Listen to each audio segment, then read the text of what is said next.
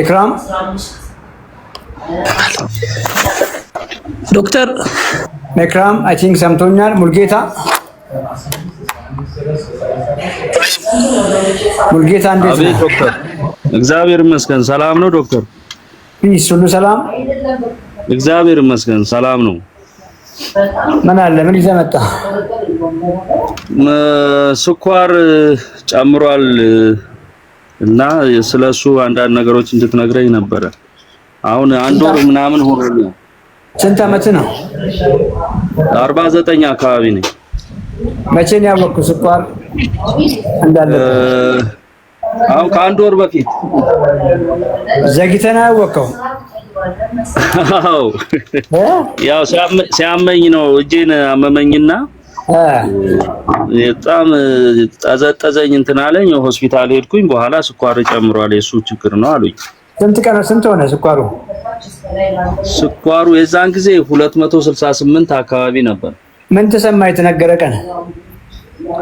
አይ ምንም ከዚህ በፊትም ትንሽ ነገር እንትን እየጀመረህ ነው ብለውኝ ነበር። ችላ በማለቴ ነው እዚህ ላይ የደረስኩት።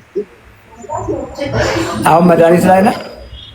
መድኃኒት 500 ነበረ። አሁን ከትናንት ወዲያ ዶክተር አይቶኝ መውረድ ስላለበት 1000 ያደረጋል እና ከምግብ በፊት የምትወሰድም እንትን አዘዘልኝ ጧትና ማታ።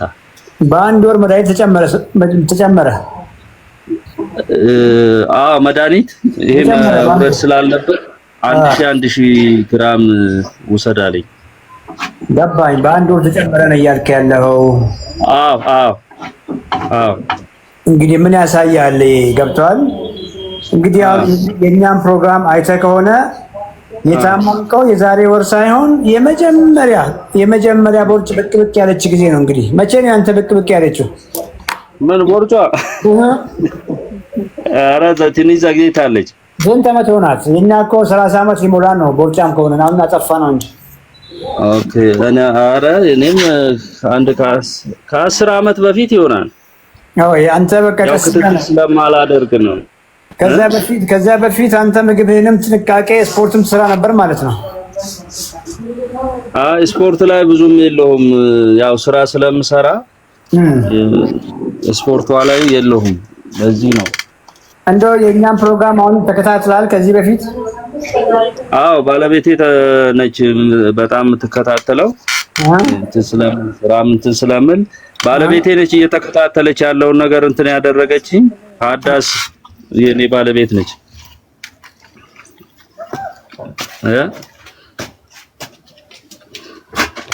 ሄሎ ዶክተር።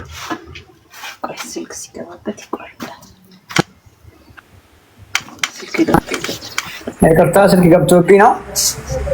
እሺ ችግር የለውም። አዳስን ታውቃታለህ? አዳስ የምትባል የእሷ ባለቤት ነኝ። እሷ ነች በደንብ የምትከታተለው። አዳስ የኛ ክሊያንት ናት እኮ ጠፍታለች። እንደውም አለች አላስገባም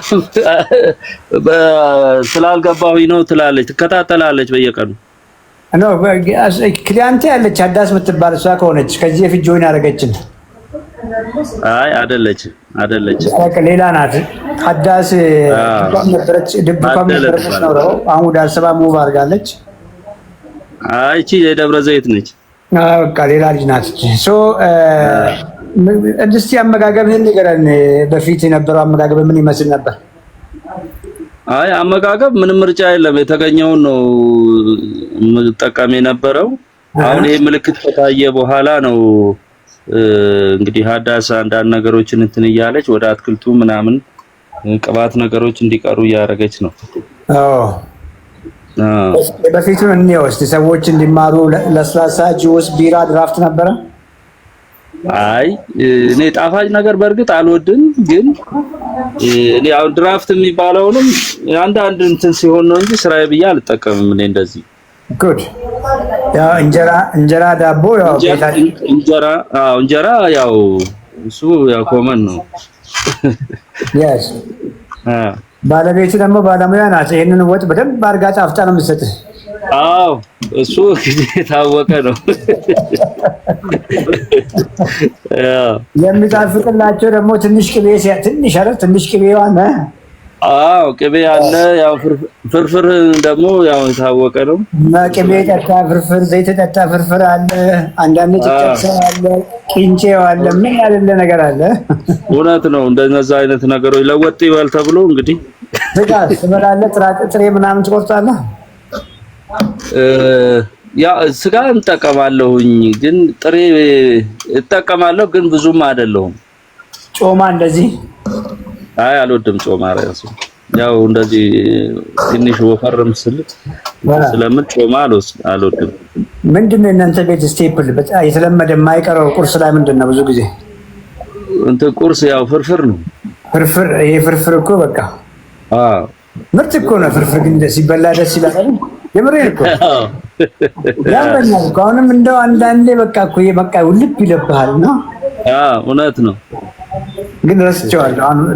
ድፎ ዳቦውን አሁንም ሳገኝ ምናምን አልተውም። ምንም ችግር የለውም። እኛ እንግዲህ ጨርሰናል። ዳቦ ላይ እንኳን ብዙም አይደለሁም። ዳቦም አልወድም። የድንች ዳቦ እንደዚህ ምስሮች ምናምን አልጠቀምም። ግን ያው እንዳልከው የሰውነት መጨመሬ ምናልባት እሱ ይሆናል ያደረገው። ዛሬ ምን አበላች? ዛሬ ጠዋት አቮካዶ፣ ብሮኮሊ፣ ጥብስ፣ እርጎ ግሪክ ነው የቤት የተሰራ እርጎ የቤት የተሰራ ጥብስ። ያልከው ስጋ ነው? ስጋ ጥብስ። ገብስ ዳቦም አለው። ገብስ ዳቦ አለው። አቮካዶ አለው። እርጎ አለው። አቮካዶ አለው። ብሮኮሊ አለው። ቲማቲም አለው። ቁርጥ ቲማቲም እንደዚህ ነው። ዘይት የለውም። አንተ ባዘዝከው መሰረት ነው መሰለኝ ሰራች። ጎበዝ። ጥብሱ ጾም አለው? አይ የለም። ቀይ ስጋ ነው። ምን ያክላል? ምን ያክላል ብዛት?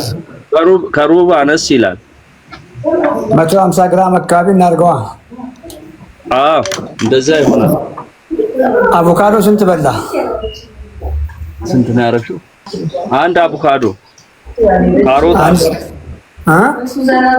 አንድ ካሮት፣ አንድ አቮካዶ፣ ብሮኮሊ፣ ግማሽ ኪያር። ያ እነሱ አትክልቶች ናቸው። አለች ባለቤቷም አለች። አጠገቤ ነች። ዳውራት። እሺ ሰላም ላንተ ይሁን ዶክተር። አሜን። እንዴት ነሽ አዳስ? እግዚአብሔር ይመስገን። ቆይ ምንድነው የሁሉ ግርግር በጠዋት? ይሄ ሁሉ ግርግር አቮካዶ፣ እርጎ፣ ጥብስ፣ ገብስ፣ ካሮት፣ ኪያር አልጨረሰውም ግን እሱንም ዶክተር አይ በዛብኝ ብሎ አልጨረሰውም። ግራ ስለገባሽ እኮ ነው። አንቺም አሁን ግራ ስለገባሽ ነው ይሄ ሁሉ ነገር እያደረግሽ ያለሽው እና እውነት ነው። ምንም ግርግር አያስፈልገውም። አሁን ለምሳሌ ጠዋት ላይ ዛሬ ጥብስ በርከት አድርገሽ ከጎመን ጋር ይበቃ ነበር። ሲምፕል አየሽ አይደል? አሁን በቃ ቅልል። ቤታችሁ አሳ ካለ፣ ስጋ ካለ፣ እንቁላል ካለ፣ ጎመን ካለ ጨረስሽ እኮ በቃ። በቃ ሲምፕል። ስጋ፣ አሳ፣ እንቁላል፣ አስኳል ወጣለት ነው ታረጊለት። ጎመን ካለ በቂ ነው። ምክንያቱም ግራ እንደሚገባሽ አውቃለሁ። አሁን አትክልት ሲባል ብዙ ገዝተሽ ነው የመጣሽው የተለያየ። አንዱም ሳይበላ ለማጥቶ አንዱም ሳይሰራ አንዱም ሳይበላ ይበላሻል። ግራ ነው የሚገባው።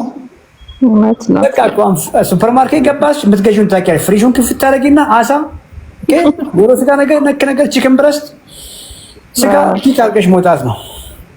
አትክልት ጎመን ካለ ጥቅል ጎመን ካለ በቂ ነው። ምን እያልኩሽ ነው? ለኛ ነው እንቁላል፣ ስጋ፣ ዶሮ ስጋ፣ አሳ የተለያየ ስም ያለው እንጂ ለሰውነት አንድ ነው። ሰውነት በአሳና በስጋ መካከል ያለውን ልዩነት ብዙ አያውቀውም። የሚገርምሽ ነገር እያልኩሽ ነው። ባለቤትሽ እድሜ ልኩን ቀይ ስጋ ቢበላ አሳ ባለመብላቱ የሚቀርበት ብዙ ነገር የለም ነው እያልኩሽ ያለሁት። ስለዚህ ምንድን ነው የሚወደው እሱ? ስጋ ከሆነ ቀይ ስጋ እስከሆነ ድረስ ቀይ ስጋ ስጋ ስጋ ስጋ። አሳ ከሆነ አንድ ሰሞን ቤታችን የሞላ አሳ አሳ አሳ አሳ እንጂ ጠዋት ስጋ ማታ አሳ ከነገ ወዲያ ዶሮ አንድ ሳምንት እንኳን አትቀጥሉም። በዚህ ስልችት ነው የሚላችሁ። እውነት ነው። አሁን ክሊር ነው አይደል? ልክ እንደሱ ሰውነት በአትክልቶች መካከልም ያለው ልዩነት ብዙ አያውቅም። ዚኩኒ፣ ኩኩምበር፣ ብሮኮሊ፣ ኮሊፍላወር ምናምን ጥሪልኝ ኦልሞስት ሲሚላር ናቸው። አንዱ ከአንዱ የሆነ የተለየ ተአምራዊ የሚያደርገው ለውጥ የለውም። ስለዚህ ጎመን ከሆነ ጎመኑን በርከት አድርገሽ፣ ብሮኮሊም ከሆነ በርከት አድርገሽ። ትልቁ ነገር አትክልቶችን በተለይ ስላለመድን እኛ ኢትዮጵያውያን እንጀራ በወጥ በላይ ነው አይጣፍጠውም። እንዳይሰለቸው ስፓይሶችን ግዢ። እነዚህ ስፓይስ የሚያቃጥሉ ቃሪያ የሚመስሉ ሶሶች አሉ፣ እነ ሙስታርድ አሉ። የትኛውም አትክልቶቹ ላይ ሎሚ ጨምቆ መጭመቅ። ብሮኮሊ ለምሳሌ ሎሚ ጨምቀ ስታደርጊ ቴስቱ ቆንጆ ይመጣል። ሳይደር ቪኒገር አለ ኮምጣጤ ነገር፣ እሱን ጣዕም ጭምቅ ስታደርጊ ጣዕሙ ቆንጆ ይሆናል። እንደዛ ስፓይሶቹን ልመዱ፣ ቅመማ ቅመሞቹን እሱ ላይ በደንብ ተፈላሰፊያው። ምክንያቱም ምግብን እንግዲህ ትልቅ የምናጣፍጠው በዘይት ነበር በፊት፣ በዘይት በቅቤ በምናምን። እሱ ቀረ እንግዲህ እሱ ቀረ። እሱን እየበላ ፈጽሞ ጤናውን መመለስ አይችልም ይሄ ሰው። እንግዲህ ስንት ኪሎ ፋት እንዳለው አላውቅም፣ እሱን አውራለሁ። ያን ኪሎ ፋት ካልተገላገለ ከስኳር አይገላገልም። ፋት እየበላ ቅቤ እየበላ አቮካዶ እየበላ ተልባ እየጠጣ አቢሽ እየጠጣ ጮማ እየበላ ፈጽሞ አይታሰብም ነው እያልኩሽ ያለው። ስለዚህ ምግብ ፋት ካሌለው ደግሞ አይጣፍጥም።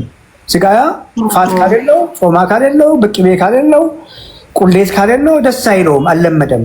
ያንን ግን መታመጪው በተለያየ ቅመማ ቅመም ተፈላሰፊና አንቺ እሺ አሁን ገብቶሻል። ጠዋት ላይ ለምሳሌ ነገ አሁን ሰመራ ቅልል አድርጊ። ስንት ነው ቁመቱ? ሜትር ከ76 ሜትር ከ76 ኪሎ ስንት ነው? 78 ወደ 10 ኪሎ ፋት አለው እንግዲህ ባጠቤትሽ። ኦኬ አንቺም ጋር አሁን አንድ 20 ኪሎ ፋት አለ፣ አንድ ላይ 30 ኪሎ ፋት አለ እናንተ ቤት። እኔ ጋር አይበልጥም ብለህ ነው? እኔ 90 ኪሎ ነኝ። እኔ 90 ኪሎ ነኝ። 90 ኪሎ ቁመትሽ ስንት ነው? ሜትር ከ61 ሜትር ከ61 ዋው! አንቺ ጋር 35 ኪሎ፣ እሱ ጋር ኦልሞስት እንግዲህ 50 ኪሎ ፋት አለ እናንተ ቤት። አንቺም ከዚህ በኋላ አሁን ገባሽ አይደለም? በአንቺ ቤት እየተጨነቅሽ ያለሽው እንቅልፍ እያጣሽ ያለሽው በሱ ስኳር ነው። እውነት ነው። በቃ ልዩነት የላችሁም ነው እያልኩሽ ያለሁት። እሺ እሱ 10 ኪሎ ፋት ሲደመር ስኳር፣ አንቺ 35 ኪሎ ፋት ሲደመር በሐኪም ያልተረጋገጠ ስኳር። አሁን ገባሽ አይደለም? ፋት ሁለታችሁም ጋር የጋራ በሽታው ፋት ነው። አንድ ሰው ፋት ካለው ከአንድ ስኳር ታማሚ ምንም ልዩነት የለውም። ስለዚህ እሱ የሚበላውን ምግብ አንቺም አብረሽ ከዚህ በኋላ እንድትበይ አዘራልሻለሁ። ህይወትሽን ታደጊ። አንቺም ያየ ይሁን ትኩረት የምታደርጉት ባሎቻችሁ ላይ ነው ስለማት ነው። ራስሽን ደግሞ ደስ የሚለውም በጣም እንጆይ የምታደርጉትም በጋራ ሲሆን ነው። በጋራ ሲሆን የሚበላውን አንቺ ስትበይ በጣም ምግቡን ትወዳላችሁ። ልጆቻችሁም ያንን ምግብ እየለመዱ በጤናማ አመጋገብ ዘዴ ይመጣሉ። ሆቴል ስትገቡም እኮ ቀላል ነው አይደል? አሁን ሆቴል ስትገቡ ለምሳሌ ጥብስ ዘዙ። ጥብስ እኛ ውጭ አንጠቀምም ዶክተር። yes እንደ ከወጣችሁ ብዬ ነው። ስለዚህ ስጋውን ብዙ ቤታችሁ፣ አሳውን ቤታችሁ ብዙ፣ ዶሮ ግስግ ከሆነ ቺክን ብረስት ቆንጆ ነው። ቆዳውን አንሱ። በተለያየ መንገድ እንዴት አድርጌ ላብስል ግራ ይግባሽ። በቃ በምትፈልጊ መንገድ አብስል። ትልቁ ነገር ብታበሲ ዘይት ያልኩሽን ጥንቃቄ አድርጊ። ጠዋት ለምሳሌ 6 እንቁላል ከሰጠሽው ነገር አስኳል ከውስጥ አውጪው ከሁሉም ጋር ያንን 6 እንቁላል ፈርፍሪ። ከፈለግሽ ኦምሌት አድርጊ። ቃሪያ፣ ሽንኩርት አድርጊ። በትንሽዬ ዘይት ቀባ ብቻ በተደረገ ዘይት ስሪለት። ከጎን ብዙ አትክልት አድርጊለት። እሺ ቀላል። ከዛ በኋላ ሁለተኛ ምግቡን ደግሞ እንዳልኩሽ ወይ ስጋ ወይ አሳ ከብዙ አትክልት ጋር። ከዚያስ እጃችሁን ኪስ አድርጋችሁ ወቁጡ ተያይዛችሁ።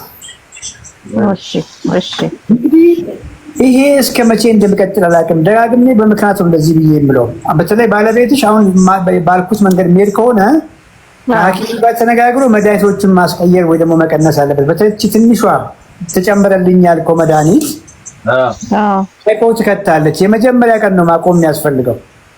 እኔ እዚህ ላይ ፕሮግራም ላይ አቁም ብዬ ልመክር አልችልም። ወይ ክሊያንት ሆነ እናዳጆን ስታደርግ ነው የምወሰን የምችለው፣ ወይ ከሐኪም ጋር ተነጋግረ እሷን መድኃኒት የመጀመሪያ ቀን ካላቆም ስኳርህ በጣም ይወርዳል። እስካሁን የምትጨነቀው ከፍ አለ ብለህ ነው። ከዚህ ሰዓት ጀምሮ ስኳርህ ይወርዳል። ስለመውረድ ነው የምትጨነቀው ነው እያልኩ ያለው። በጣም ነው የሚወርደው። ስኳርህ ሲወርድ ደግሞ ቶሎ ተከታትለን መድኃኒት እየቀነስን ማቆም ይጠይቃልና ወይ ጆይን አድርግ ወይ ደግሞ ከሐኪም ጋር ተመካከር። እሺ ዶክተር ገብቷችኋል? ግንዛቤ አግኝታችኋል? አዎ በጣም እናመሰግናለን። እግዚአብሔር ዘመንህን ይባርክ። ተባረክ። በጣም ዶክተር ተባረክ።